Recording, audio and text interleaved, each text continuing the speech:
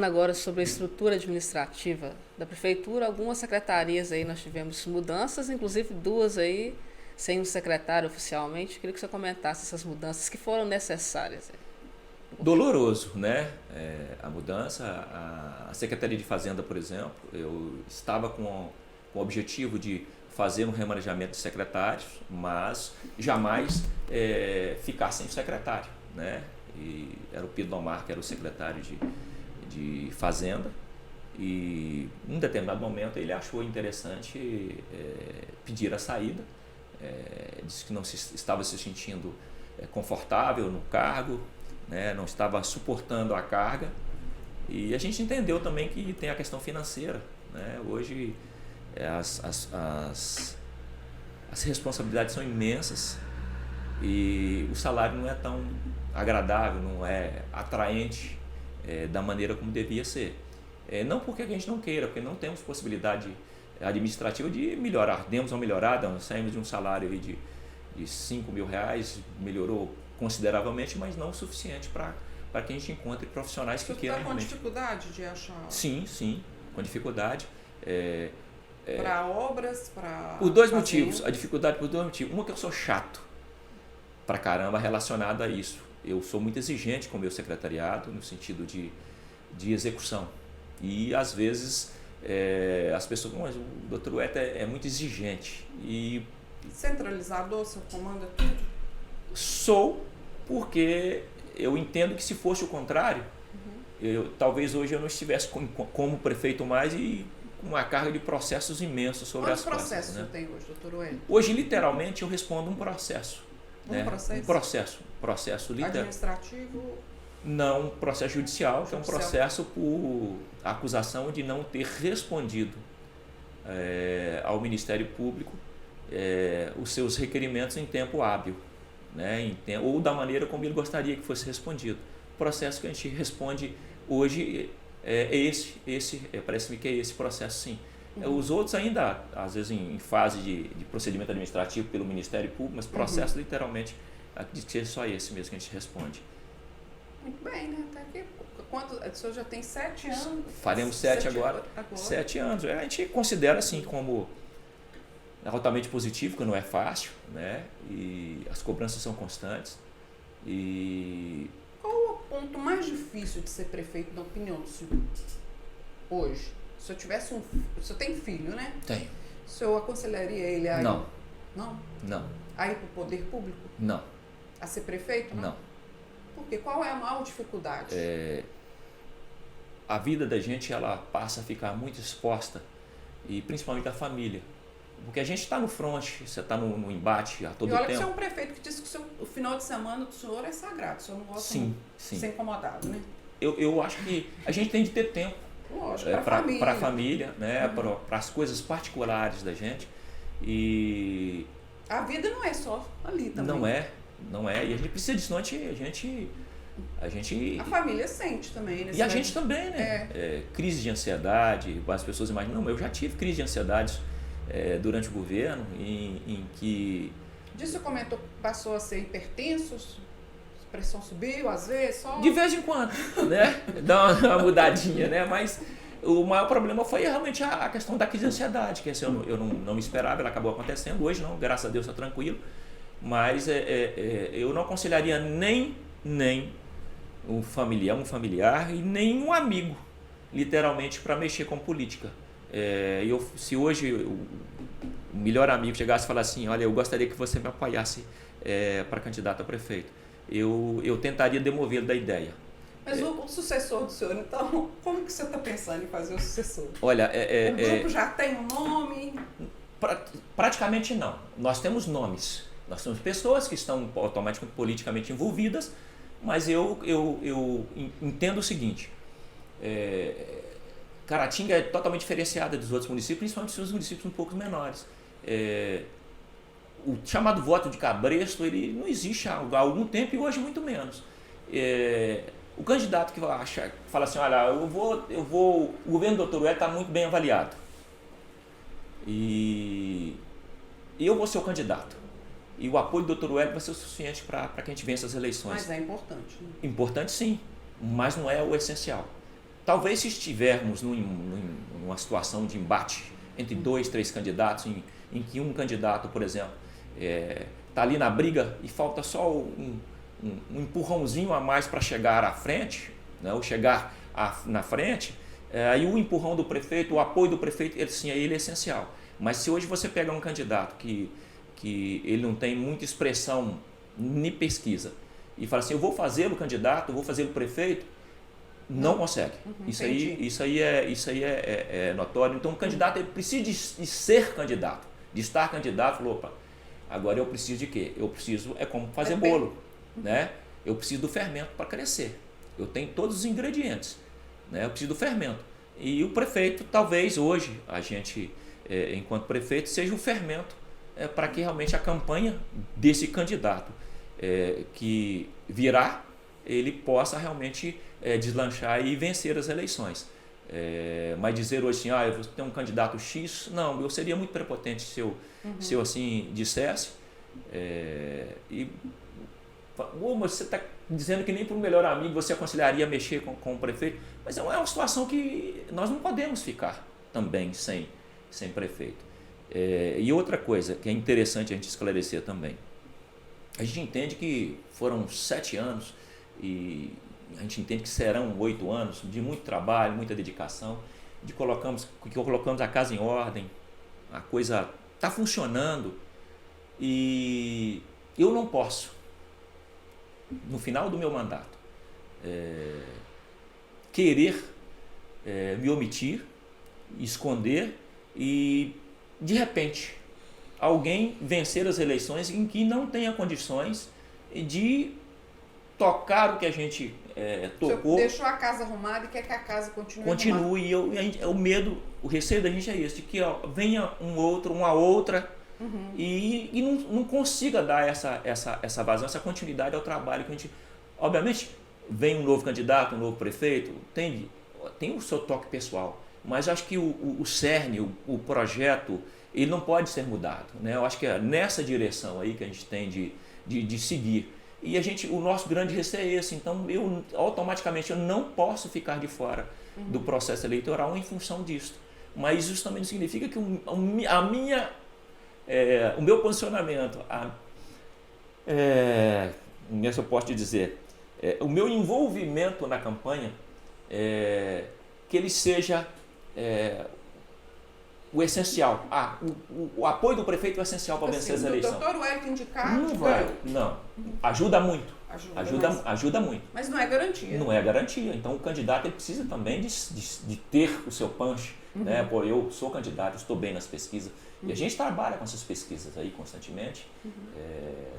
Hoje, por exemplo, o fulano de tal, hoje ele tem aí, ele já foi isso, foi aquilo, hoje ele tem 25% na intenção de votos.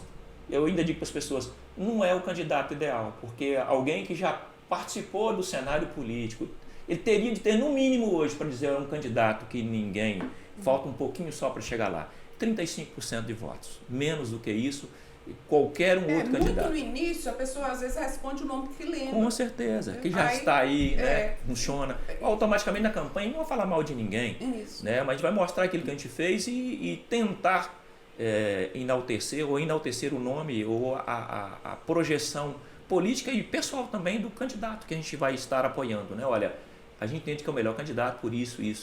Não é um projeto de poder. Para você ter ideia, eu não tenho o mínimo interesse. Mas qual que é a melhor...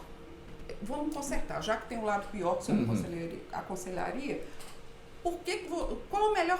O que foi bom para o senhor para ser prefeito? Não, isso me fez feliz de ser prefeito. Isso me realizei. O lado bom de ter sido prefeito, de ser prefeito. Né? Ser útil, né? Fazer aquilo que as pessoas esperam que você faça, né?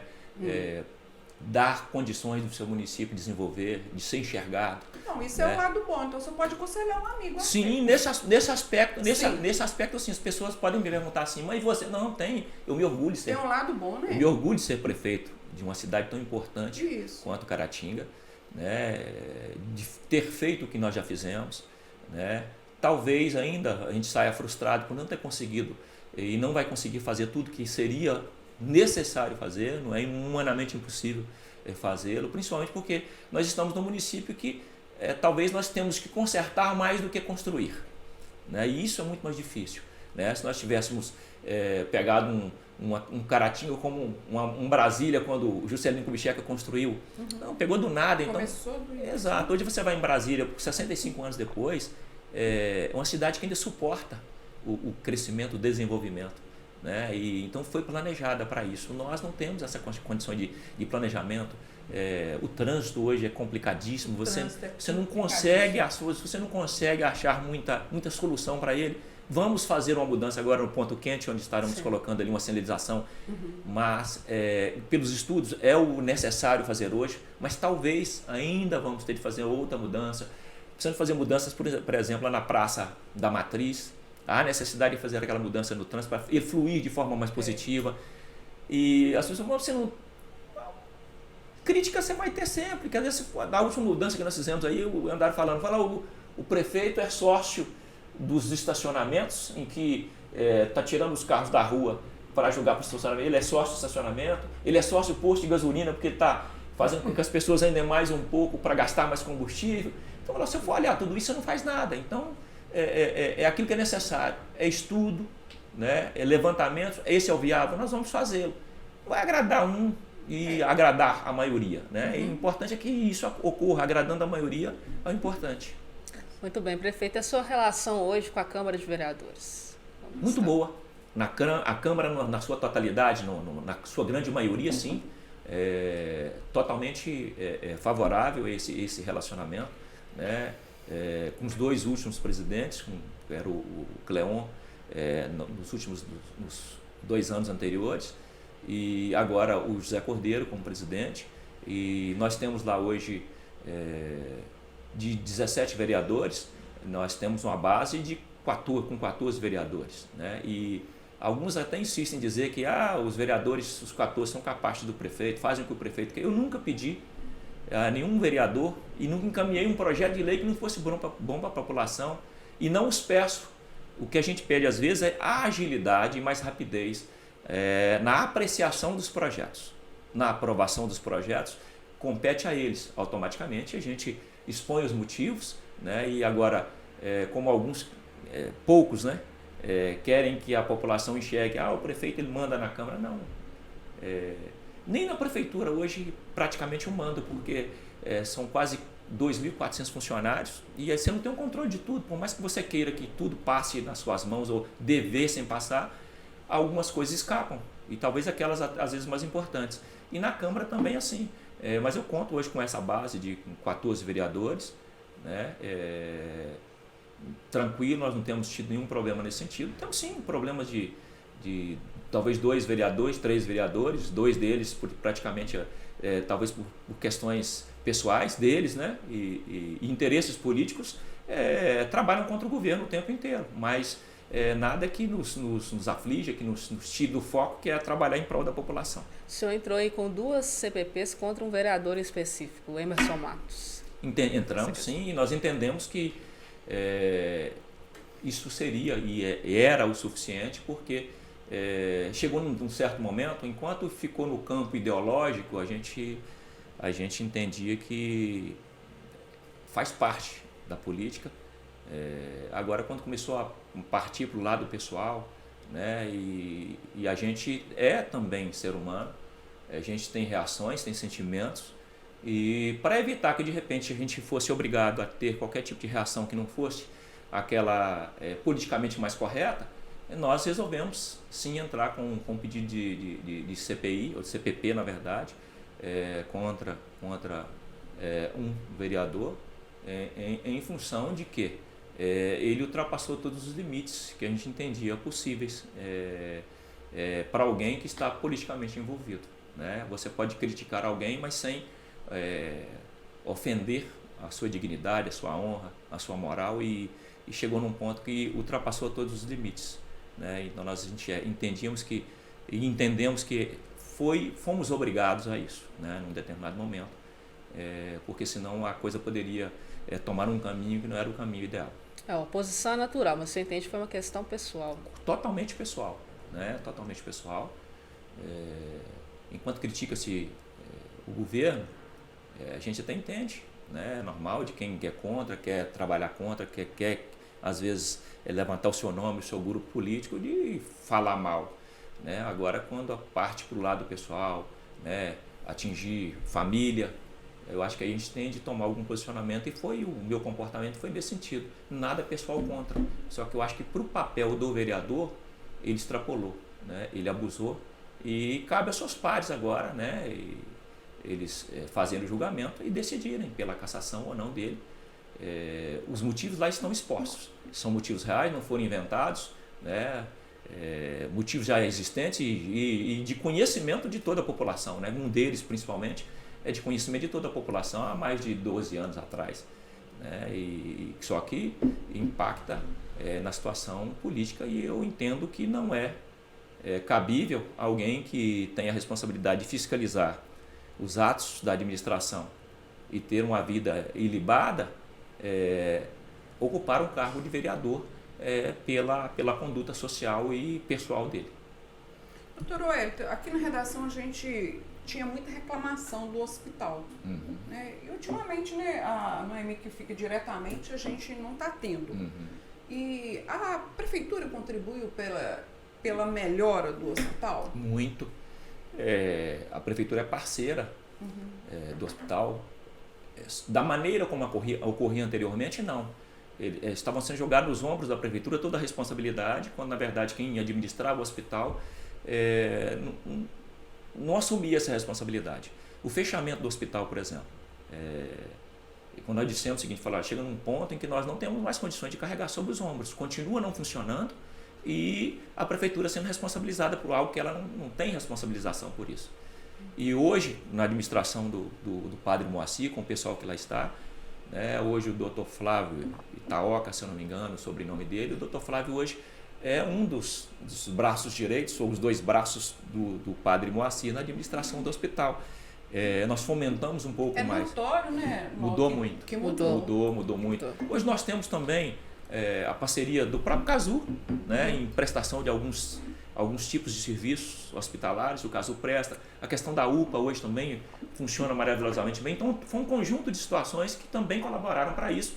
E isso aglutinado à administração atual, né, que entendeu que o papel do hospital tinha de ser o que está acontecendo hoje, responsabilização, né, na gestão do recurso público, né, de respeito pelo dinheiro público. E hoje, assim, a gente pode dizer que a parceria funciona, a prefeitura faz o seu papel, repassa os recursos que têm que ser repassados para lá, inclusive recursos pessoais em dia, literalmente em dia, e eles têm dado essa administração, dado essa transparência que nós e toda a população gostaria de ter no hospital. De vez em quando, alguma coisinha ou outra acontece, sim, normal de acontecer, mas no geral hoje o hospital funciona maravilhosamente bem. A gente sente muito isso bem. mesmo aqui na redação. Obrigado por assistir nosso podcast. Não se esqueça de seguir nossas redes sociais. Ative o sininho do YouTube para receber mais conteúdos e vídeos, e siga lá no Instagram, @Diário de Caratinga Oficial. Obrigado.